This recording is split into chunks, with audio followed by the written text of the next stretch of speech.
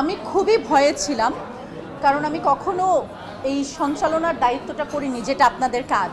আমি খুব ছোটোবেলায় 21শে টেলিভিশনে যখন আমি ক্লাস 6-এ পড়তাম, তখন আমি একটি শো করতাম টোটাল মিউজিক নামে, ঠিক আছে? তখন আমি ক্লাস 6-এ পড়তাম, তো তখন আমি করতাম ছোটদের অনুষ্ঠান। এরপর তো আর আমার কোনো অভিজ্ঞতা নাই।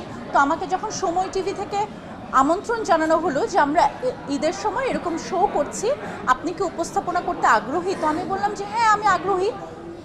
কারণ তারা বললেন যে যারা গেস্ট থাকবেন তারা সকলেই এমপি, মন্ত্রী, আমাদের সমাজের সম্মানিত লোকজন। তো আমি তো খুবই এক্সাইটেড যে তাদের ইন্টারভিউ নিতে হবে। ওকে, দারুণ, ঠিক আছে, আমি করব।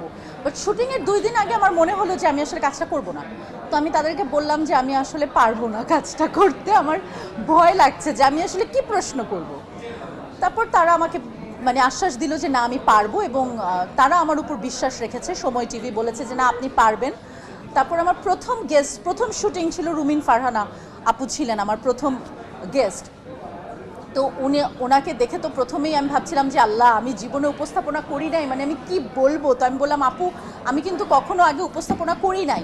তো বললো না না ভাবনা, তুমি শুরু করো, ভালো হবে। এবং তারপর আপনি বিলিভ করবেন না, আপনাদের রুমিন আপার সাথে দেখা হলে জিজ্ঞেস করবেন, রুমিন আপা 100 বার বলছে এই ওকে বারবার স্ক্রিপ্ট দেওয়ার দরকার নাই, ও যেরকম ক্যান্ডিডলি করতেছে প্রশ্ন, খুব ভালো হচ্ছে, খুবই ভালো হচ্ছে। তো আমার মনে হচ্ছে আমার নতুন ক্যারিয়ার যুক্ত হলো, নতুন আরেকটা কাজ যুক্ত হলো।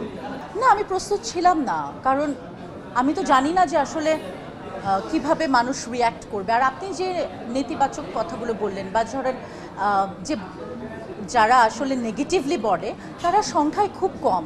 এখন তাদের জন্য কি আমরা কাজ করব না? এটা তো হতে পারে না, তাই না? তাদের জন্য কি আমরা কাজ করব না? আমার কাজ ছিল উপস্থাপনা করা, আমি সেটা করেছি।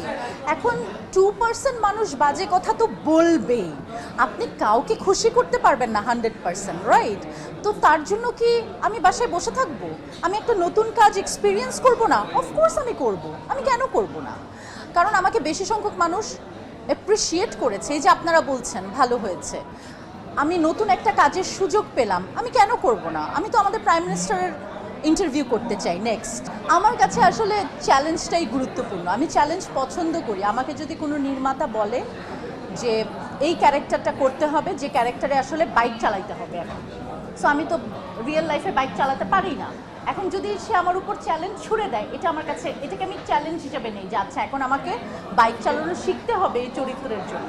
তো উপস্থাপনাটা আমার জন্য খুবই নতুন ছিল, এবং আমার যারা অতিথি ছিলেন তারা অনেক বিজ্ঞ মানুষ ছিলেন, মন্ত্রী, মিনিস্টার ছিলেন। তো তাদের সাথে আমার মতো একজন ছোট মানুষ উপস্থাপনা প্রথমেই তারা, এটা আমার জন্য একটা অনেক বড় চ্যালেঞ্জিং বিষয় ছিল, এবং আমার মনে হয় যে আমি ঠিকঠাক মতো কাজটা করতে পেরেছি। সো আমার তো ভালো লাগছে।